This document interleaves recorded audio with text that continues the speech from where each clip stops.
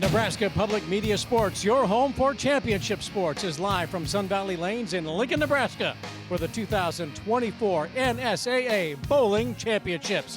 In our first matchup, it'll be a battle for the Class B title between Wayne and Seward on the boys' side. Hi, everybody. Alongside former Husker Carla Vandemer, I'm Bill Dolman. It is great to have you with us for championship time in Nebraska. This is the fourth year for the state tournament, and Carla, interest is at an all-time high. You have more teams, more competitions, but also a lot more intensity, and the pressure is on Wayne to try and win it again. It certainly is. The Seward Blue Jays are coming through the winner's bracket, which means that Wayne is going to have to beat them twice in a best-of-5 match. We'll see if they can do that again, which is how they got to the championship match last year. We'll see if they can repeat this year. Yeah, the Blue Devils are the defending champion. Now, we will also have the Class B girls matchup coming up later on tonight, and Wayne will be going for its fourth consecutive title against Elkhorn North. We'll also see the Class A matchup, but because this is a two-day competition, we're putting it all into one show. We'll tell you who will meet in Class A a little bit later on. But coming up, we're about to decide the champion in Class B boys. It'll be Wayne and Seward coming your way next.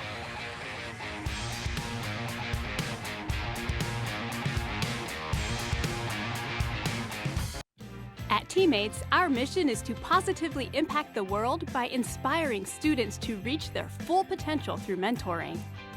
Since 1991, Teammates has served more than 47,000 students across the Midwest. Today, we have a growing list of students waiting to be mentored. Mentors come from all walks of life. To be a mentor, all you have to do is be there. Find more information about how to become a mentor at teammates.org. Sudden cardiac arrest is the #1 cause of death in students involved in activities. 7,000 adolescents lose their life annually due to sudden cardiac arrest. If defibrillation through an AED is administered within the first 3 minutes, survival rates increase to 74%. If an AED is used within the first minute, the survival rate rises to 90%. For every minute that passes without defibrillation, survival rates decrease by 7 to 10%. Are you and your school prepared? At Teammates, our mission is to positively impact the world by inspiring students to reach their full potential through mentoring. Since 1991, Teammates has served more than 47,000 students across the Midwest. Today, we have a growing list of students waiting to be mentored. Mentors come from all walks of life. To be a mentor, all you have to do is be there. Find more information about how to become a mentor at teammates.org.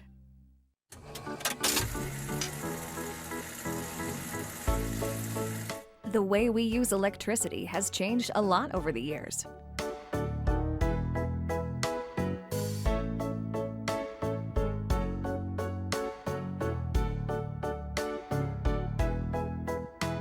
What hasn't changed is our commitment to make sure it's there the moment you need it.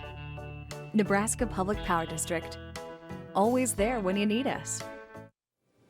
Welcome back to Sun Valley Lanes in Lincoln, Nebraska. This is the 2024 NSAA Boys Class B Bowling Championships. The defending champion Wayne Blue Devils, the top seed coming in, are taking on the Seward Blue Jays. These two towns are separated by about 100 miles. You travel north out of Seward on Highway 15, you're going to run into Wayne. And both of these communities are passionate about their youth bowling programs, and they have developed them for years, and that's why these are two of the best teams in the state. Let's take a look at the bracket, and these two teams have gotten here in very different ways. Wayne has had to play 5 matches. They're 4-1 in the tournament. They won their opener against Kearney, lost to Northwest, came back with wins over Humphrey, Lindsay, Holy Family, York, and Northwest. Seward unbeaten, defeating Hartington, Newcastle, Elkhorn North, and Northwest.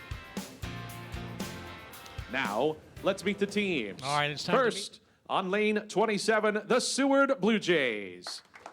Bowling first, #1, Landon Ford.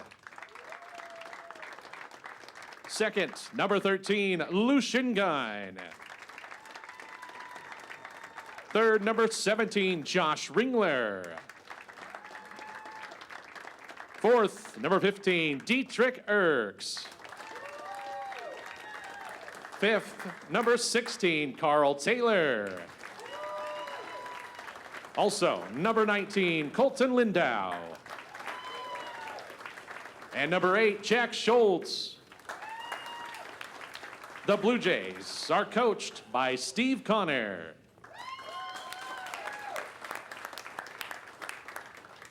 Now, on lane 28, the Wayne Blue Devils. Bowling first, number 9, Jaden Transy. Second, number 12, Zane Severs. Third, number 8, Ben Hashke. Fourth, 0, Connor Kai. Bowling fifth, number 1, Aiden Peterson. Also, number 24, Dylan Jensen. And number 2, Blake Smith. The assistant coaches for the Blue Devils are Cease Vandersnick and Vicky Smith. The head coach is Josh Johnson. Seward fans, let's hear you. Wayne fans, let's hear you.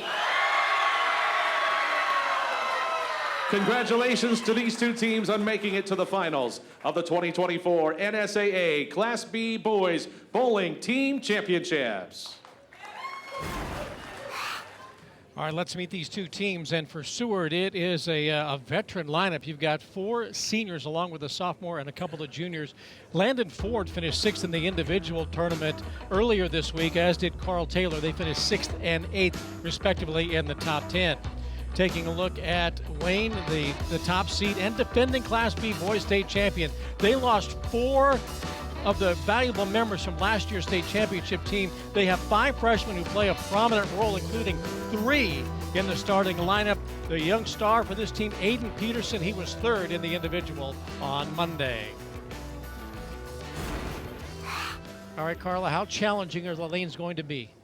So John Lazito has put together a 42-foot-long pattern here with a 6-to-1 ratio. That means that there's 6 times as much oil in the middle of the lane than on the outsides of the lanes. It's not quite a sport-compliant pattern, but it is more challenging than your typical house shot. This pattern plays better for a player that's going to play the outside, say board 6, 7, or 8. Look for players who throw a hook to play more in the track between the 2nd and 3rd arrow. And we're getting set to go with this Class B Boys State Championship. The rules are that this is a best of 5 format. 5 players compete on each team. Each member is responsible for a couple of frames. This is a Baker format, so when you are deciding a true team champion, this is the way to do it. Everybody is involved. Absolutely. Baker matches are so much fun. They move quickly. You've got a lot of action from a lot of players. They're a very exciting way to have a championship match. Landon Ford's going to lead it off for Seward. And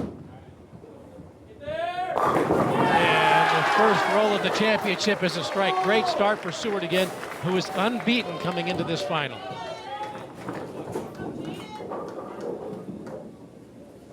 Jaden Transy of Wayne in the leadoff spot for the Blue Devils.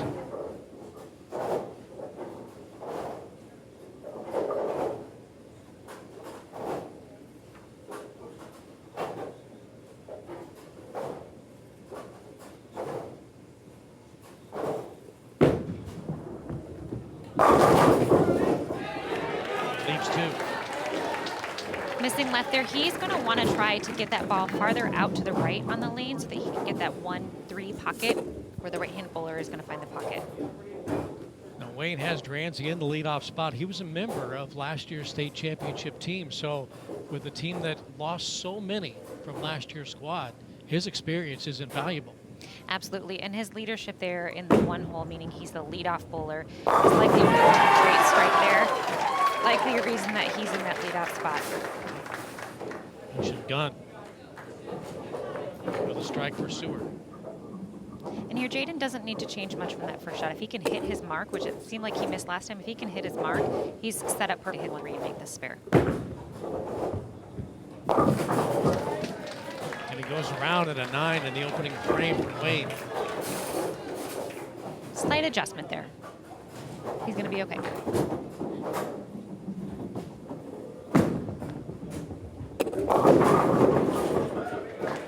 And a leave of 1 for Seward.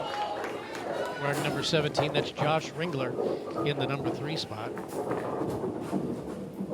Zane Sievers here, a sophomore.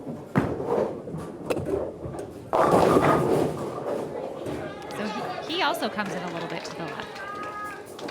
How much adjustment do they have to make with the lane patterns you talked about? Is it similar to what they have seen earlier in the day, or is it completely different for this championship match? So I think right now you don't make an adjustment, because I wonder if these first sort of misses that they've got are just getting some nerves worked out. This is a young team, the Wayne Blue Devils, and so it's entirely possible that their first shots are just sort of some of the nerves getting worked out. We'll see what each of them does on their second shot in this game. Just a kiss to get that last spare, and that comes up empty.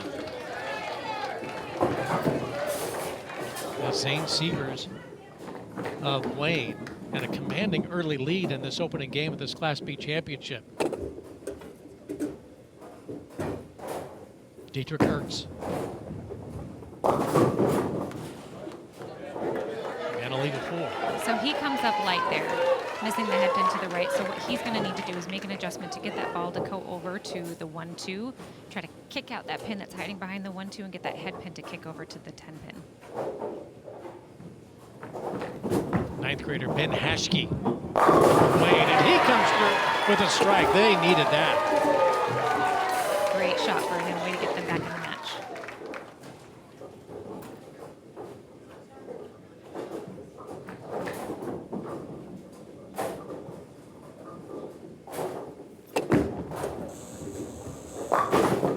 Getting 2 of the 4.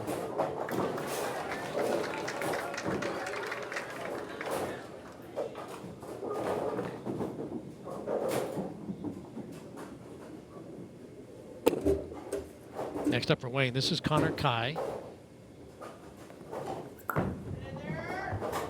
Smooth delivery, found the pocket, but leaves a split. So he comes up light also, moving a big split. And a decision has to be made here. Do you try to make the split? Do you try to hit that pin on the left-hand side to kick it over to the 10 pin? Or do you just go for the solid 1 count? This early in a match, he might just go for the solid 1 count. This is Carl Taylor for Seward. Oh, he knew that when he let it go. Beautiful shot and a lot of emotion.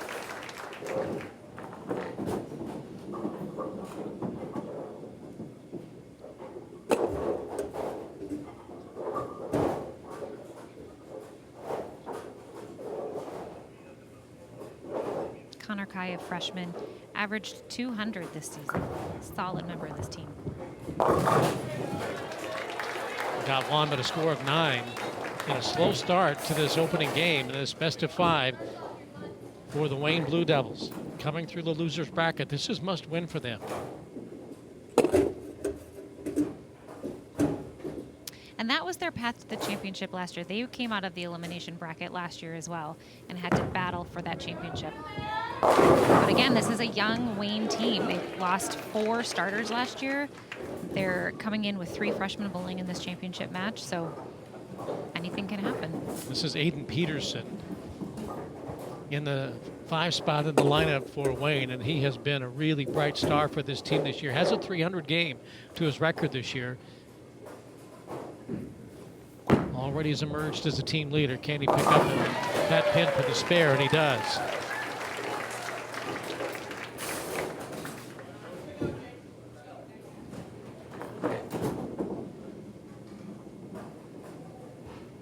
Now back to Jaden Dranzy. So we're getting into the second half of this game. Each of them has thrown a frame. They're getting into their second frame of the game, and they're starting to get settled into the match. There's a big difference in a championship match like this where you're bowling on TV. Usually, you don't have TV lights on you, and usually there's lots of other stuff happening in the bowling alley. You've got people bowling out of their lanes and lots of noise and lots of other stuff going on. In a match like this, all eyes are on you. So it takes just a little bit to settle in, get used to this change in atmosphere. That's a good answer by Landon Ford after Dransey got the strike on the Wayne lane. And now Zane Sievers.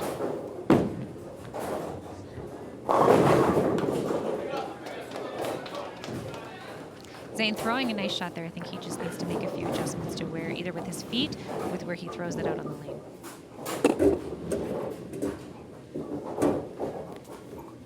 Lucian Gunn for Seward. And he leaves 2.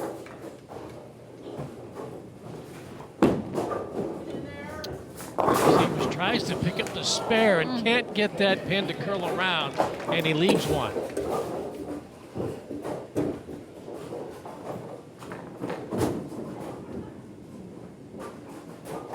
So you see Lucian Gunn here with a different ball he's going to throw on his spare. Lots of bowlers use a spare ball. It's a plastic ball that doesn't hook, so you can throw it straight down. See how it's not going to turn onto those, and he's just going to throw it straight down and make that corner spare. So through 6 frames, a commanding lead for Seward, again, who is unbeaten so far in this tournament. Ben Hashke had not a good roll. What happened there? Sometimes you just have those moments of something comes in your head and you just make a bad shot. Josh Ringler leaves 3 for Seward on lane 28. So both struggling just a little bit in this frame. Second ball coming for Ben Hashke. And both of these leads that they've got here, if they can just throw their strike ball, they both have their pocket pins left. They both got the 1-3 and not quite getting it there. But when you have a lead where you've got the 1-3 still sitting there, you can, in many cases, throw your strike shot and clean up your spare.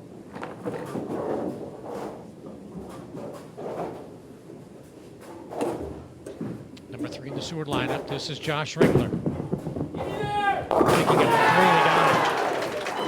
They just seem so much more comfortable. Perhaps it's with the lead, but whenever they've got to pick something up and get that spare, they've been able to do it with much more confidence. Here's the thing about bowling. Strikes win games, but spares win championships.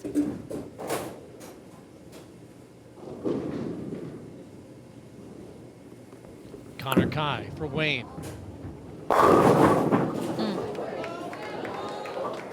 Shots like that are just so heartbreaking because there's nothing you can do. It was a beautiful shot, lots of pin action, and it just would not take out that 8-pin. For Seward, Dietrich Ertz.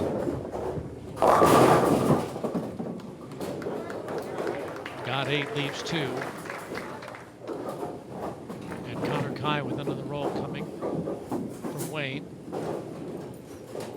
Wayne into this weekend 21-1 on the season. But again, coming through the loser bracket, there's a spare that they need.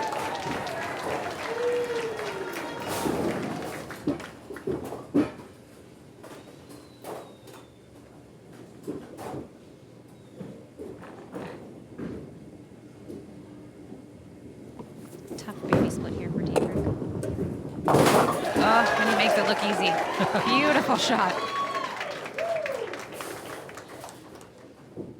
Those baby splits can be deceptive because they look so much easier than something like maybe like a 4-10 split that you leave. With those baby splits, you just got to get the ball just in the right spot. Almost with a 7-10 split there, but the pin action took out the 10-pin, leaving him with the 7.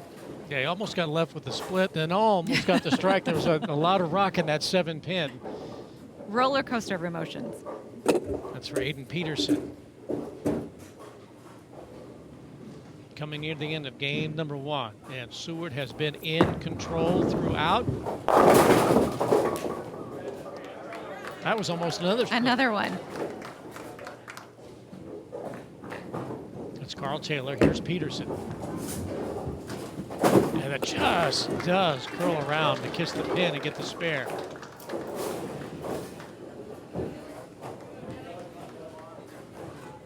Now this is just a formality now in game 1 of this best of 5 for Seward.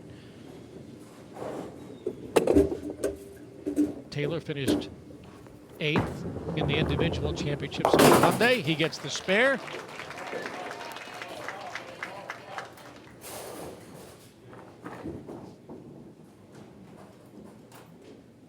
And Wayne's going to make a smart move here. They're going to sub in for their last shot because it doesn't matter at this point. They mathematically can't win the game. So we're Dylan Jensen stepping in to take a shot. This is a great opportunity to just see what Dylan can do. Beautiful shot for him. And we've got some players that are struggling, and you've got sort of a free shot like that. That's a great opportunity to give somebody a moment on the lane and see what they can do. He's another one of those freshmen that have had to step up and play this year. They've gotten him into the state final.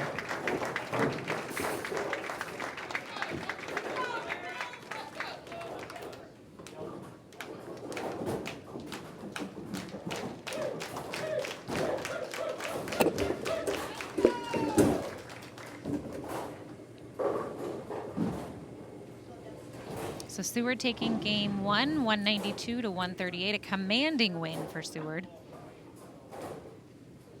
Now you talk about championship pressure. Now how much is Wayne feeling, knowing that they've got to come in A to win, but they've got to win 2, and to come out the way they have. This is the tough thing about a Baker match like this, where it's best of 5, is you have to just let it go. Wayne right now has got to just reset, let it go, move on to the next game, make better shots. So game 2 begins with Jaden Drancy of Wayne. Much better start to game 2 than game 1.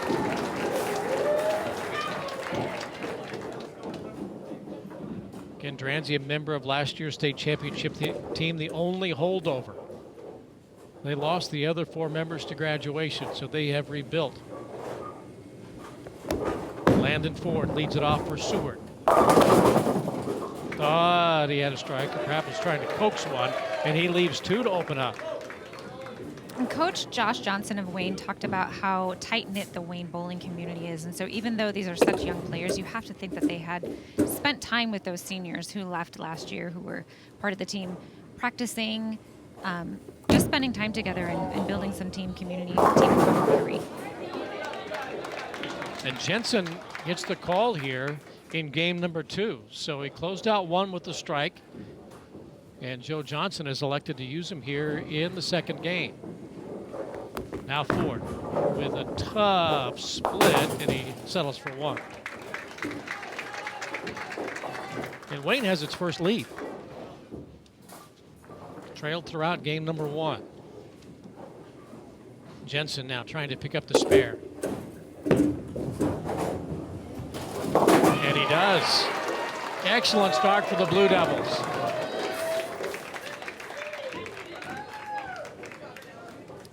Lucian Gunn now, the sophomore for Seward.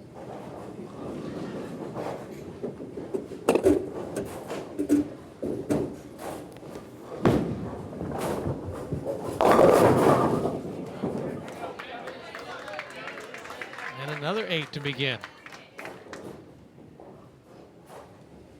Ben Hashke for Wayne. Last year in the Class B state championship, Wayne defeated York in a Baker match that went 5. They won that 3-2, and that's a little too deep. And 6 to begin the third frame for Wayne. Lucian Gunn finishing up the second for Seward. Seward coached by Steve Connor. Blue Jays were the Class B runner-up back in 2021. And he gets them both.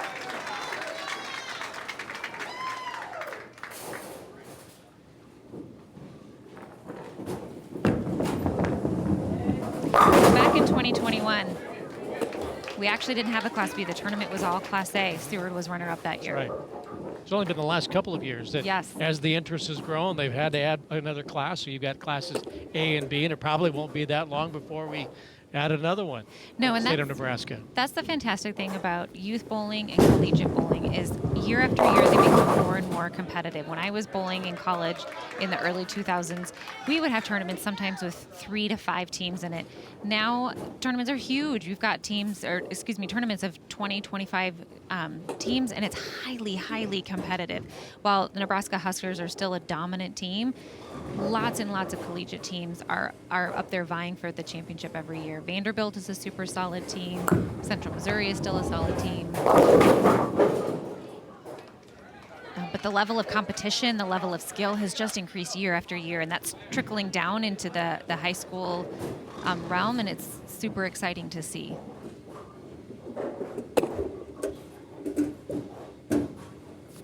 For Seward, this is Josh Ringler trying to complete the spare, and he does. As you said earlier, spares are winning or what it takes to win a championship. Absolutely, you cannot forget about practicing spares. Connor Kai on the lane for Wayne.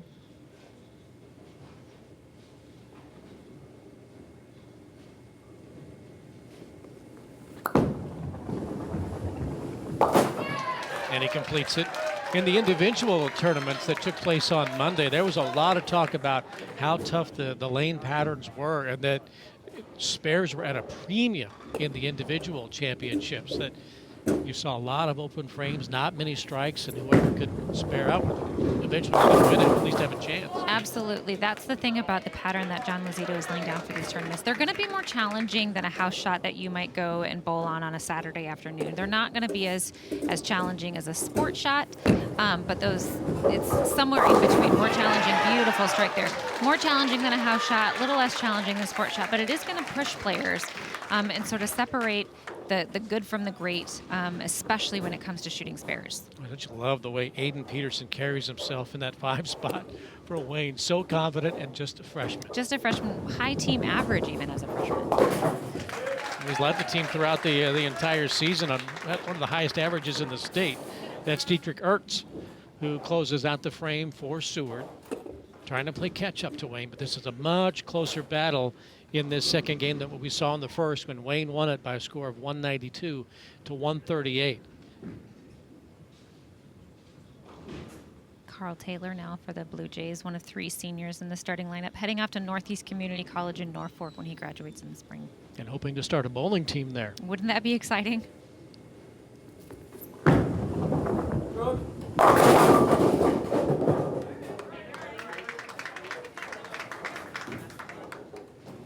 You know, one of the things that I think is so exciting, we see lots of teams from smaller communities here in this state championship. Bowling is such a community sport. You don't have lanes at your school to practice at, right? They have to go to the local bowling alley, and sometimes that's the next town over.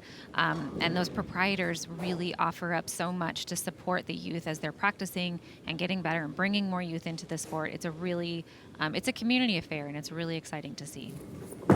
Joe Johnson, the head coach of Wayne, and there's a miss. Johnson says, in terms of Wayne, we are a bowling town, and they get tremendous support from Wildcat lanes. They'll follow the team, not just for the tournaments and competitions that they have locally, but wherever the team travels, they'll have good support. And I'm sure there are a lot of them who are here at Sun Valley Lanes watching the Blue Devils try to win a second state championship. On the boys' side, they've won all 3. On the girls' side, they're going for a 4-peat. And you know, when you talk about that community, Coach Johnson's wife was diagnosed with cancer right before Christmas, and he talked about how much that brought the team together. The parents even put together a pink out in support of his family, of his wife. He just talked about how the team is such a close-knit family, how supportive they've been, and how much that has meant to him and his wife.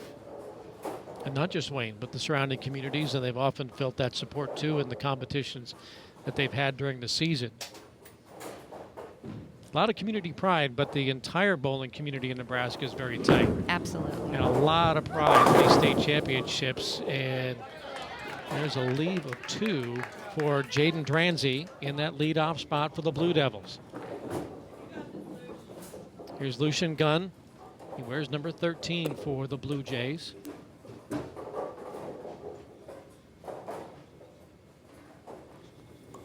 Seward's making its 4th consecutive appearance at the state championship, and that was a domino effect. They all just kind of fell slowly, but he got the strike.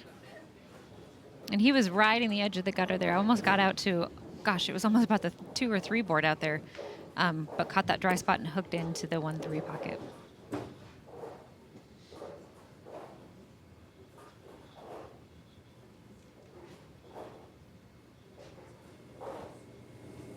Dranzy for the spare. Coaxed it in. You know, here's the thing about that spare. It's not a challenging spare, but in a situation like this, you sort of go, oh gosh, okay, so this isn't hard. Don't make it hard. Just do what you've always done to make this easy spare. You don't want to sort of talk yourself out of it and have some intrusive thoughts that sort of get in the way of you making something that you've made a million times. Well, Josh Ringler puts up a 9 in his first throw of this frame. And this is Dylan Jensen, who came on late in game 1, threw a strike, and was inserted here in game 2. Looks like he's throwing a purple hammer. And another 6-10 on lane 28.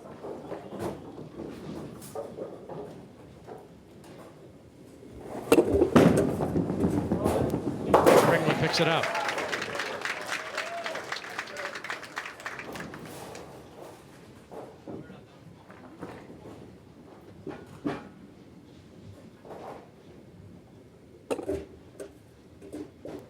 So again, a spare he's made probably a million times. 1,000,001. Nice and easy.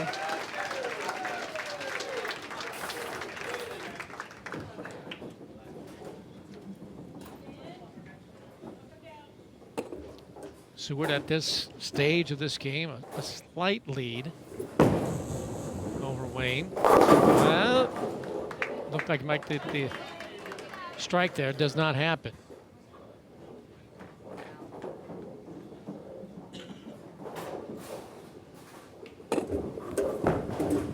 The freshman. Another single pin lead. And you saw the rate come down on lane 27 to take out that pin that was left. That will be reset. Just an error on the part of the sensor on lane 27. Or was it a foul? Oh, it was a foul.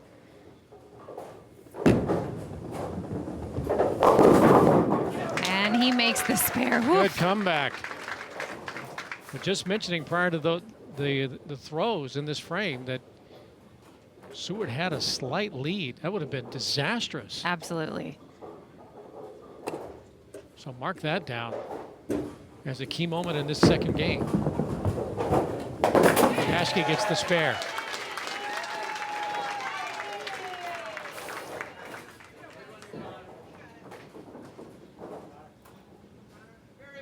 Next up, Connor Kai for Wayne.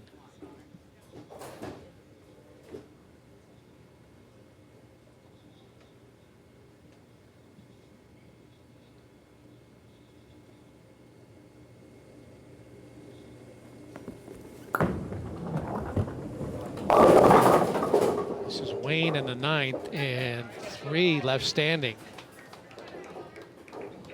And what a turn to have Carl Taylor have a foul, come back and get the spare. Was that Taylor? That was Erks. Come back to get that spare. That is such a hard thing to do because the heartbreak of a foul. You just kick yourself when that happens, and then especially in the 9th frame, you're trying to set up your anchor bowler for the 10th frame. So the pressure is definitely on to spare that up and set that anchor bowler up for something like that. That beautiful strike. That's Carl Taylor right there. So now here for Connor Kai, this is a spare that is, I've seen it made, but it's not easy. So he's going to have to make the decision. Do I try to throw the ball hard enough to get that 10 pin out, or do I go for the 2 count? I'm going to go for the 2 count. For the most part, the pin differential in this game has really been within about 20. Taylor here has a chance to really extend the lead. Yeah, that was exactly what you didn't want to have happen in the 9th frame, to have an open.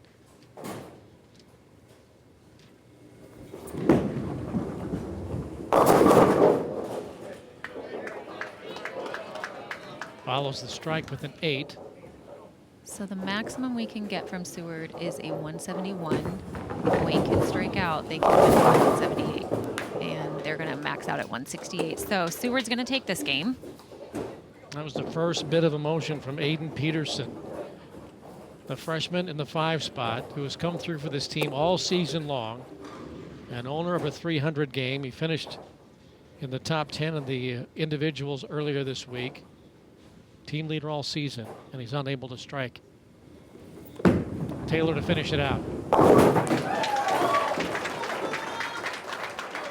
And Seward is sensing its first state championship.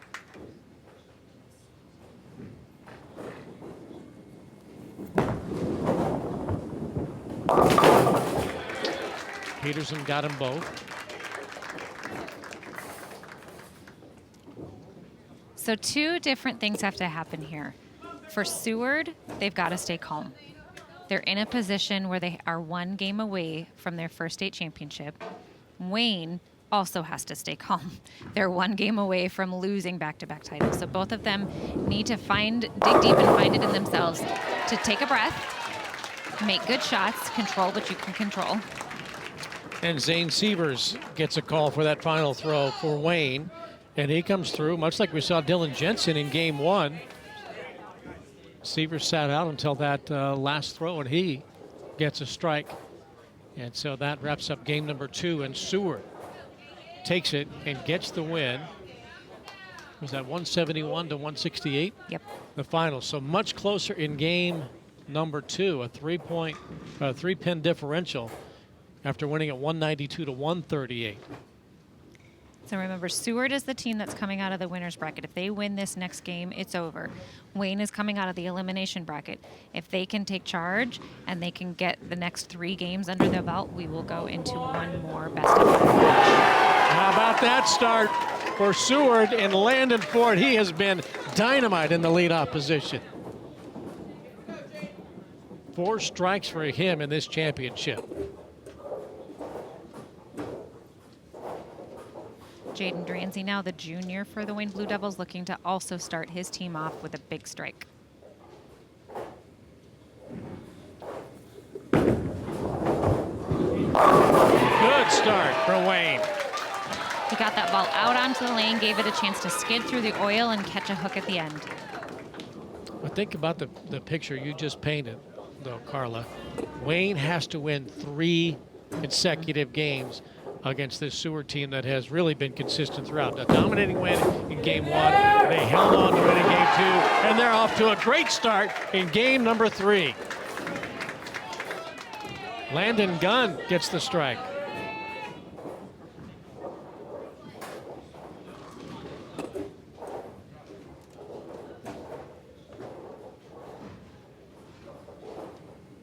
Dylan Jensen, who came off the bench at the end of the first game, has been consistent, getting a strike there, pulling his team back in. And showing some emotion too, and why not?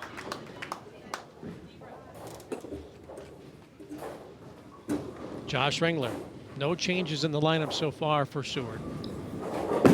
So you see Josh throwing a 2-handed ball. Front 3 there for Seward, solid start for them. You see him throwing a ball with 2 hands, and that is something that has become popularized, especially over the last decade or so. Jason Belmonte, the professional bowler out of Australia, was really the one who made that really something that a lot of bowlers started taking on. Coaches have talked about the need to learn to coach players who are bowling 2-handed, because it's not something that was common for a really, really long time. Well, like forever. Like forever, yeah. But within the last 5 years. Yeah, so. absolutely. Some advantages. I mean, you definitely have an increased hook potential when you're getting some revs on the ball with 2 hands versus 1. Lots of ball speed versatility. If you want to get the ball going harder and faster down the lane when you need to, you can. If you need to slow it down and be consistent with that, you certainly can. But again, coaches have really had to step up their game and learn how to coach players who are throwing a ball with 2 hands. Oh, and a miss.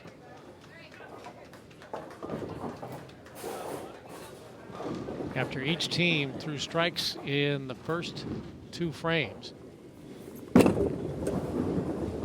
And spare for the Blue Jays. Well, yeah, you're having to coach your young athletes as to this may be a style that would fit you. But how many coaches have had to be coached on on this new innovation that has really revolutionized the sport. Absolutely. The coaching community has talked about the need for more information, more resources, more just more ways to help their bowlers make the most out of bowling with two hands and figure out how to do it in a way that's consistent, figure out how to do it in a way that leverages not only the opportunity for a strike, but also what do you do when you need to spare? What do you do when you need to get the ball to go straight down the lane as opposed to looking really hard at the back of the lane? So it's an exciting thing for the sport, though. The sport is evolving, it's growing, and it's bringing more players in with that two-handed approach. Team straight at 9 to begin this frame. Jason Belmonte may want to open up the Belmonte Coaches Academy. He does teach do it, a right? lot of coaching. How about yeah. that for a cottage industry? Absolutely. Connor Kai. Another open frame for Wayne.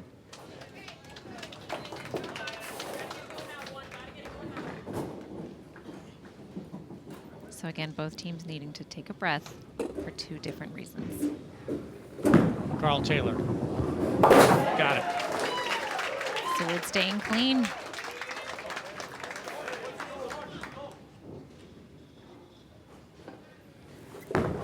Aiden Peterson. Now the pressure might be a little much for the young man in the 5 spot for the Blue Devils.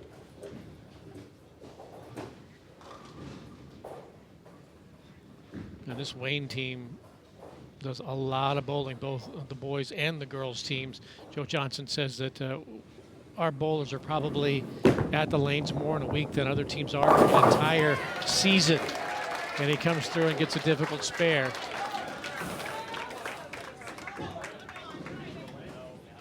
I said Joe Johnson. Josh Johnson is the head coach of the Wayne Blue Devils. Tremendous career, 4th season, 86 wins, 7 losses.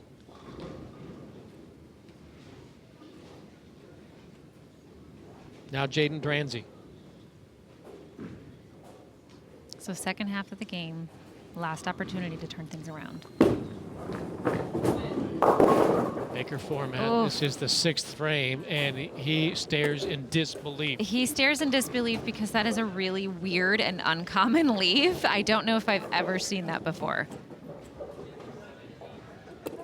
He looked back at his team and said, I don't know. They said, how are you going to pick that up? He said, I don't know.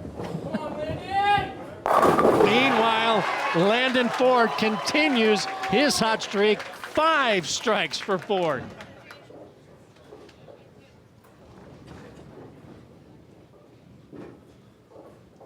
As interesting as this leave is on lane 27, I think it's makeable. Would that be the 7, 9, 10, and That looks like, yeah, 5? the 2. It looks like it's the 2, 7, 9, 10. All right, well, grab a quick picture of it. You won't see this very often. 3 out of 4. That's one of those. I mean, there's only so much you can do. That's a really unusual, uncommon spare to have to try to make. And a very unfortunate time. Yes, in not this the time you want to be championship. trying to make it, Right. for sure.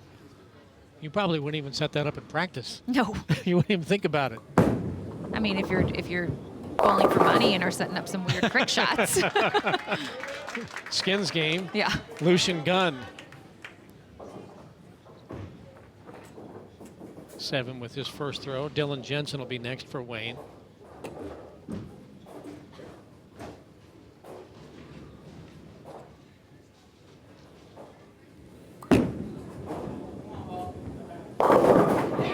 Great roll for Jensen in the strike. They needed that desperately.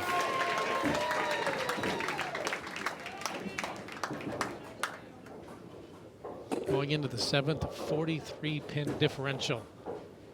And after such a good start for Wayne, both of these teams, strikes in the first 2 frames, but then a couple of open frames for the Blue Devils. That's allowed Seward to start to pull away, and that spare will help the Blue Jays just a couple of frames away from their first ever state championship. And Seavers back in the lineup. Another just nasty spare to have to try to make. Another one that's makeable. It doesn't mean it's an easy one.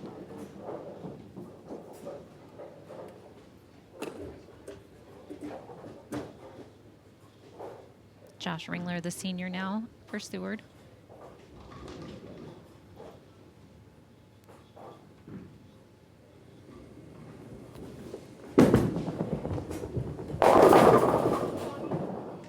I thought he had a strike, but he leaves the 8. And you know, there's the advantage of that. He's another player that uses the two-handed approach. He got it really pretty far out onto the lane, and it really kind of hung in the middle.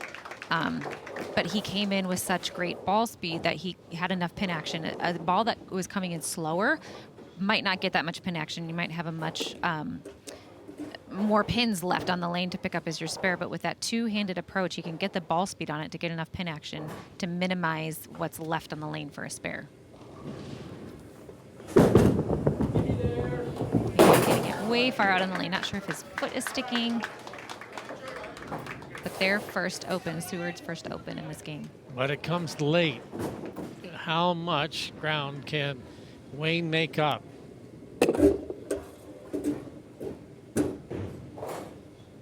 Both teams going into the 9th and 10th frames working on an open in the 8th frame. 49 pins is the difference with Seward. Closing in on a state championship. A strike for Wayne. That's Blake Smith coming off the bench. Dietrich Erks does not answer.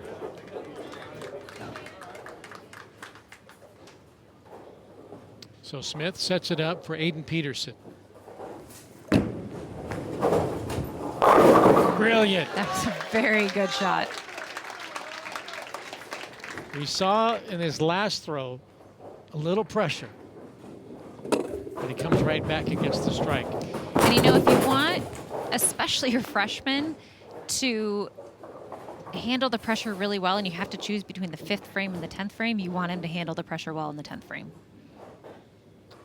Well, now, 2 opens for Seward. and that coming late, Peterson comes through and leaves 5.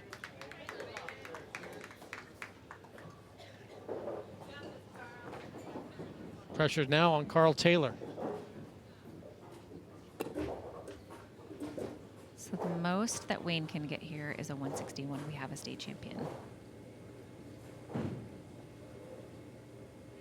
At 173, 141. Yep. Yep, Wayne is going to max out at 160. Seward How about ending in style? taking their first state championship. Ending with an exclamation point. 192 to 138 in game 1, 171, 168. Peterson's final throw, manages a couple of pins, and Carl Taylor is going to finish this out. And a team that won a state runner-up title or a position back in 2021, the Seward Blue Jays, in their 4th consecutive trip to the state tournament, are going to close this out with their first state title.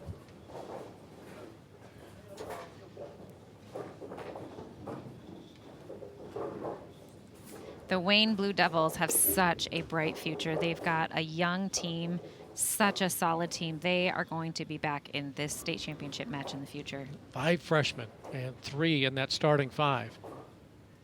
And Aiden Peterson 3rd in the state. It's just so much talent. That's launched and an open frame to close it out, but that does not matter to Carl Taylor and the Seward Blue Jays. Head coach Steve Connor in his 4th season, 75-18, his career record coming in, and he can add to it a state championship.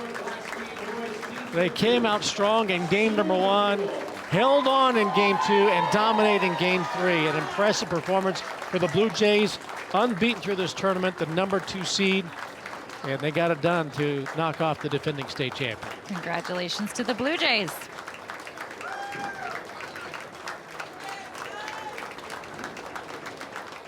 Well, Seward this season and won the Hastings Tournament Championship, the Millard North Championship, and now they can add a state championship. Congratulations to Seward, the boys champion in Class B.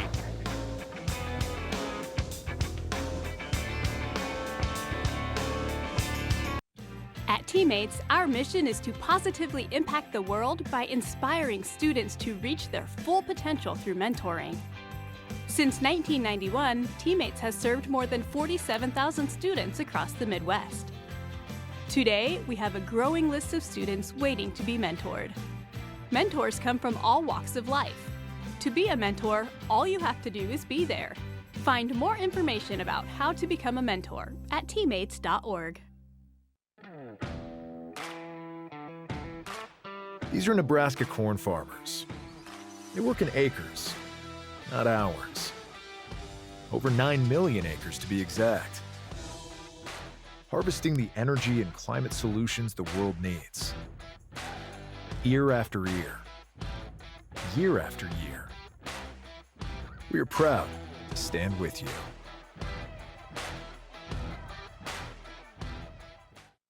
Coverage of the NSAA Bowling Championships is made possible in part by Teammates Mentoring Program, Nebraska Soybean Board, Education Quest, and Nebraska Public Power District. A big thank you to all our sponsors who help us bring you the best high school athletes from across the state. We could not do it without your support. Back at Sun Valley Lane, congratulations to the Seward Blue Jays, the number 2 seed, but they go through the state tournament unbeaten, and they cap it off with a 3-game sweep of the Wayne Blue Devils, who are going for a second consecutive state championship, just not in the cards for the young Blue Devils, as Seward wins it. 54 pins the difference, then 3, and then 33 in the finale. Now let's go to our PA announcer, Heath Kramer, to honor the champions and the runners-up in Class B boys. Ladies and gentlemen, the Nebraska School Activities Association is pleased to present medals and trophies to both of these outstanding teams. Presentations will be made by NSAA Interim Executive Director Jennifer Schwartz and NSAA Board of Directors Dr. Dana Weissman from Sutton and Dr. John Cerny from Bancroft Rosalie. Here are the awards for the runner-up, Wayne High School. Head coach Josh Johnson. And your assistants, please come to the lane area to present the silver medals to your team. Bowlers, please come forward as your name is called. Jaden Drancy.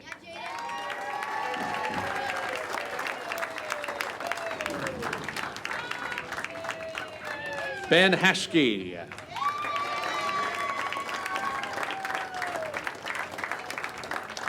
Dylan Jensen.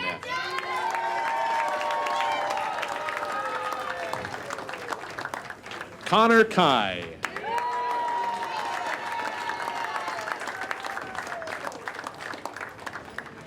Aiden Peterson.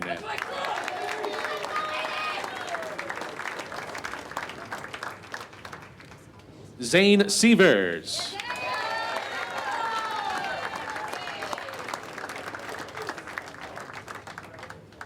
And Blake Smith.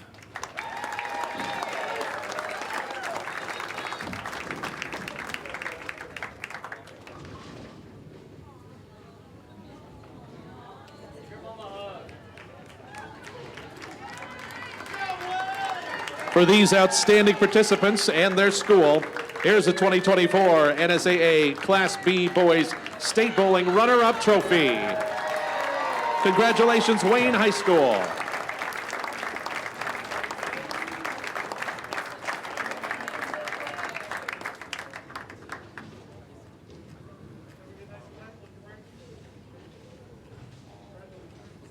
And now, to the champions. Seward High School. First, head coach Steve Connor. We have a special award for you.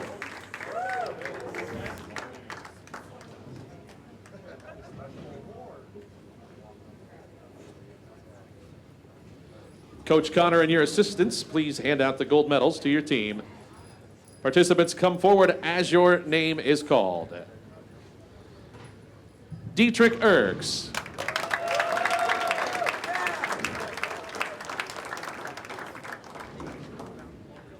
Landon Ford.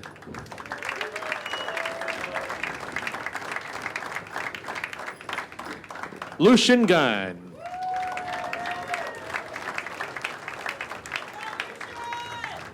Colton Lindau.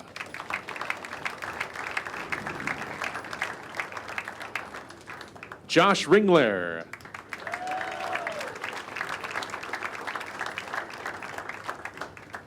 Jack Schultz.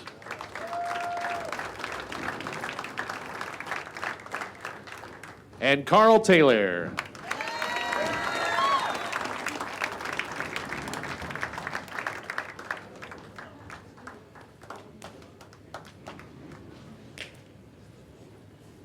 And now, for these outstanding athletes and their school, here is the 2024 NSAA Class B Boys State Bowling Championship Trophy. Congratulations, Seward High School.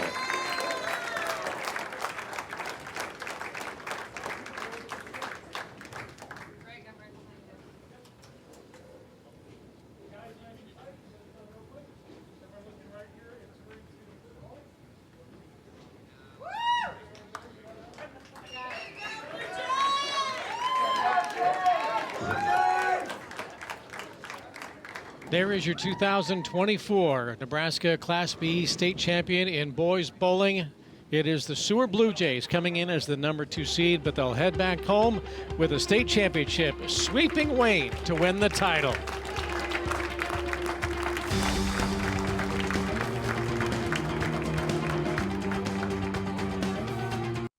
At Teammates, our mission is to positively impact the world by inspiring students to reach their full potential through mentoring. Since 1991, Teammates has served more than 47,000 students across the Midwest. Today, we have a growing list of students waiting to be mentored. Mentors come from all walks of life. To be a mentor, all you have to do is be there. Find more information about how to become a mentor at teammates.org. Meet the champions of innovation in the heart of Nebraska. They're not just farmers, and they nurture more than just crops, pushing boundaries and turning challenges into opportunities. They trade knowledge and know-how, and their dedication doesn't end at harvest. It's in your every bite and every drive. The future of food, fuel, and fiber, and the future of Nebraska starts right here. Coverage of the NSAA Bowling Championships is made possible in part by Teammates Mentoring Program, Nebraska Soybean Board, Education Quest, and Nebraska Public Power District. A big thank you to all our sponsors who help us bring you the best high school athletes from across the state. We could not do it without your support.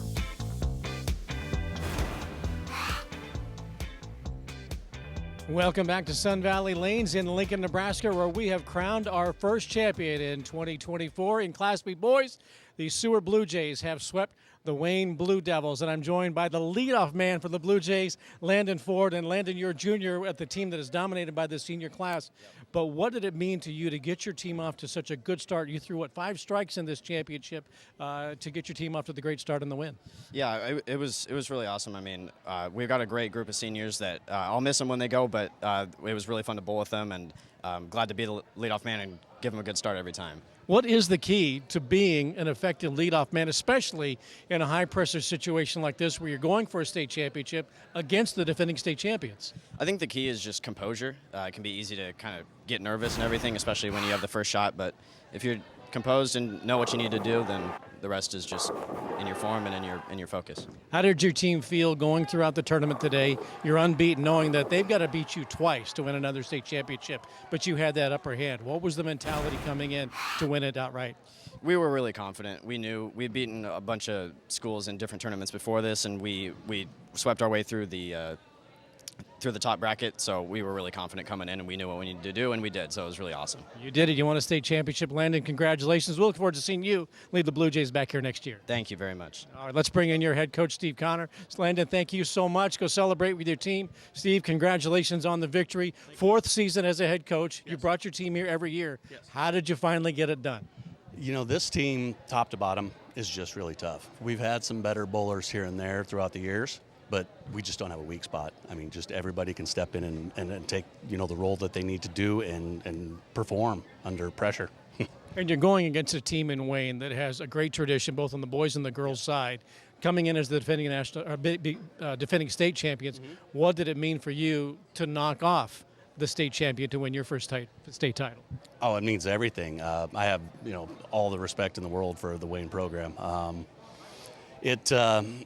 not looking forward to the fact that they're as young as they are. That means the next few years could be interesting. But no, I just feel so good for these, these seniors that have put in all these years, the extra time on Saturdays and evenings, and they put a lot of time into it. I don't think people realize how hard these bowlers practice for this. It's not just show up and play. It's a lot of time spent. So I'm just happy that they could, finally close one out and get it done. So. Well, that's what I wanted to talk to you about was your senior class. This is your 4th year as the head coach. Yep. All 4 years at the state tournament with that group of seniors that has been with you every frame of the way, if you will. Yep. So what does it mean for you to cap off their careers and this 4-year run with a state championship? I'm just so happy for them. My wife was asking me how long I'm going to keep coaching. You get attached. You don't ever want to stop because I'm looking at juniors and sophomores going, well, I want to see where this goes. I got to see this through. So it means everything to me. I'm other than my kids bowling the first few years, I'm attached to these kids. There's a lot of emotion. I'm so happy. You can see that it means a lot to them and it means a lot to me. So I'm just real happy that we could finally get it done. It is great to see a senior class go out with the championship, Steve. Congratulations, and we will see you next year with the Seward Blue Jays. All right, that's Steve Connor. He is the head coach of the Class B boys state champion Seward Blue Jays. They knock off Wayne. We'll take a break. Don't forget, coming up in just a little bit, it'll be the girls Class B state championship with Wayne going for a four-peat, taking on Elkhorn North.